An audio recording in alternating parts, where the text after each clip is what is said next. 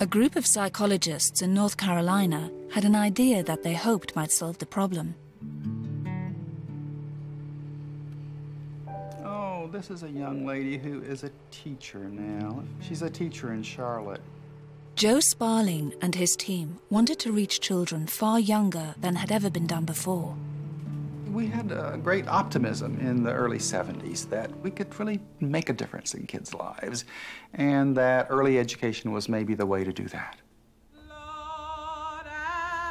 The team went out into deprived neighborhoods and hand-picked 111 newborn babies for a unique experiment.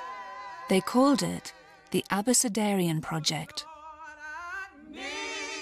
Kay Gattis was a teenager living in poverty when she got pregnant. I was 16 years old having a child. Didn't know anything about having a child. Yeah, I got a baby picture of him somewhere in here. Here you go. That's him. Without intervention, Kay's son Miche would have been well behind his more privileged peers by the time he started school. Once you are behind in school, and once you begin to be labeled as someone who is slow or someone who can't quite do it, people begin to treat you differently, and they lower their expectations for you.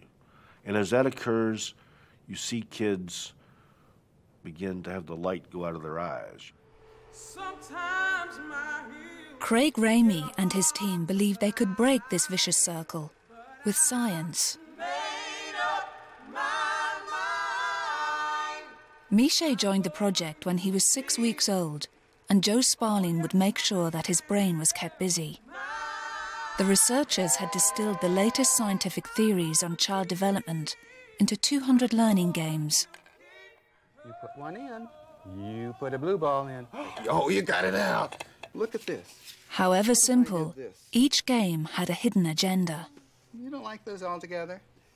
One of the important principles of teaching is follow the child's lead, because if the child is into something, that's something they're ready to learn. See mine? Can you get one like mine? It's not a matter of just throwing stuff at the kid. You got it. You basically say, what is this child likely to be comfortable doing right now? What has he got the capabilities for? And then you do something that stretches him just a little. All right, looks good. But it wasn't all fun and games for the children. The scientists needed to know whether anything was happening in their stimulated brains. Okay, now you do it. It's fair to say that these children have had more data collected about them than probably any other group of children on Earth. The children took regular IQ tests, and their scores were compared to kids who had not received any special treatment. We didn't see any differences at 3 months of age. We didn't see any differences at 6, none at 9, none at 12. At 15 months of age, the way that the children literally saw the world began to be different.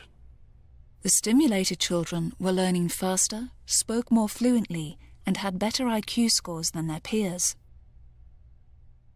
By 2 years of age, the differences between the two groups were dramatic. And by 3 years of age, we knew that we had to get to kids long before 3.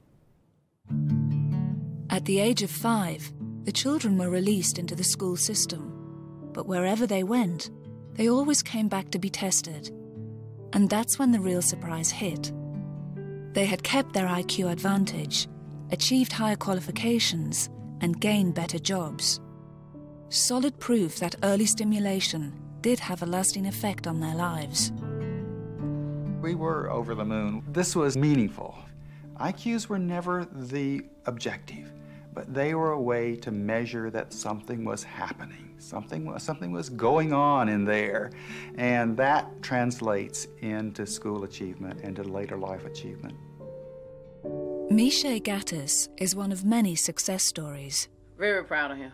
I'm proud of all my kids, but he's like teaching me in my life now. Miche got a college degree and now works in New York.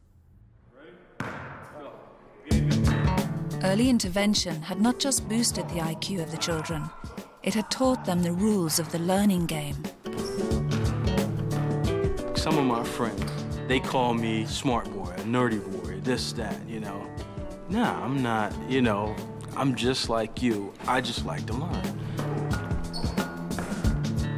Everything goes back to early learning, earlier education.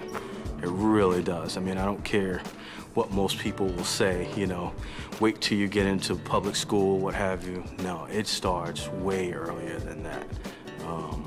And I think hadn't I had that, who knows where I would have been. 35 years after the study began, the results are crystal clear. For the brain, there is no such thing as too early.